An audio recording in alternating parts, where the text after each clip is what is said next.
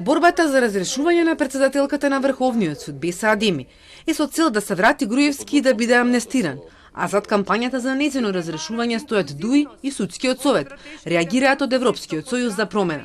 Според сојузот на трите опозицијски партии на албанците, стратегијата за компрометирање на Адеми е произведена во, како што велат, Министерството за пропаганда, предводено од Артан Груби, додека кампањата се спроведува преку фантом порталите со седиште во истото министерство. Денешните предупредувања за разрешувањето на госпојата Адеми од позицијата председател на суд потврдуваат дека Европскиот сојуз за промена биле во право, дека политичкиот притисок се води од влада до Врховен суд како последна пречка за враќањето на Груевски. Сме имале право кога прашавме дали се подготвува враќање на Груевски со помош на ДУИ.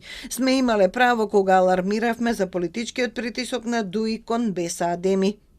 Од Судски совет не ги коментираат ниту ги негираат информациите дека член на советот Милјази Мустафа иницирал постапка за утврдување на одговорност за Адеми.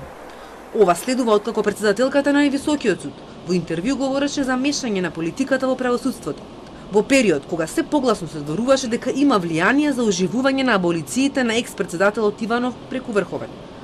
Потоа ја одби поканата да дојде во Судскиот совет на состанок, а оттаму најавија дека и покрај тоа што не одговори на нивните прашања, тие ќе продолжат да ги проверуваат тврдењата на Адеми. Уште во октомври, посетата на американската амбасадорка во Врховниот суд беше протолкувана како повик од судот за помош од надворешни притисоци.